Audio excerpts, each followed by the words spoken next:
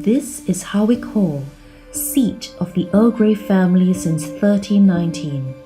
As famous as the Earl Grey blend is, not many people know its history, and fewer still realize that Earl Grey is named after a man from the 19th century. So who is the Earl Grey tea blend named after?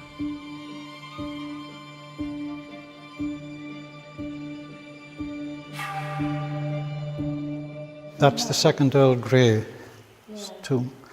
There's writing on the side of himself and his wife. I've had the privilege to meet and chat with Lord Howick, the current descendant of Charles Grey.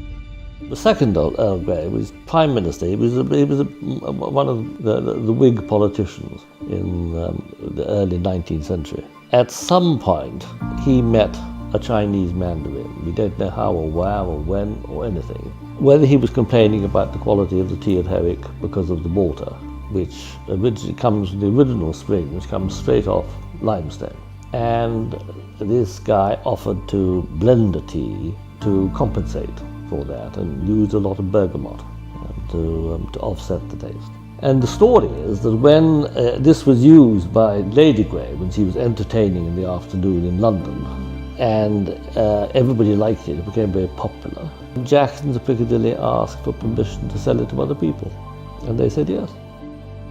So incidentally, where does the water in this area, where does it come from? It's called Howick Burn,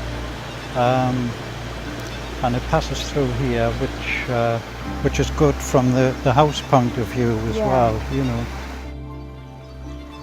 To find out how and if the Northumbrian water played a key role into the creation of the Earl Grey blend, we first have to consider the two elements that are most important in making good tea.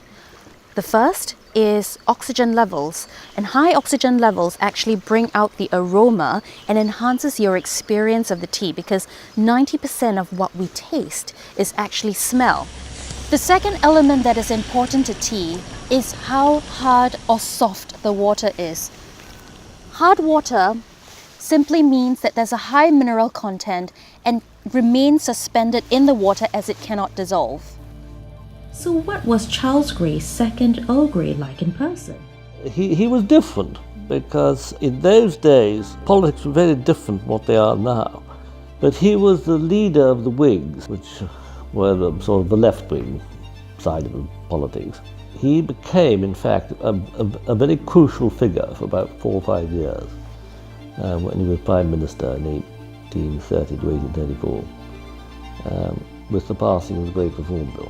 And the importance of that was that it established that in an unwritten constitution, which this country has always had, you could actually have quite radical political change without having either rebellions or civil war. Simply, he was one of the people, if not the only person, who was trusted by all sides, more or less. They didn't agree with him, but they knew he was sticking to his principles.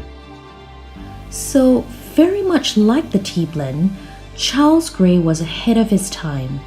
Teas were drunk as they arrived from countries like China, but the Earl Grey blend of black tea with a dash of bergamot oil was familiar but different, capturing the personality of an important figure in Britain's history. The quintessentially British blend is enjoyed around the world not only in tea but infused in food and cocktails. The spirit of a trailblazer captured in a tea blend.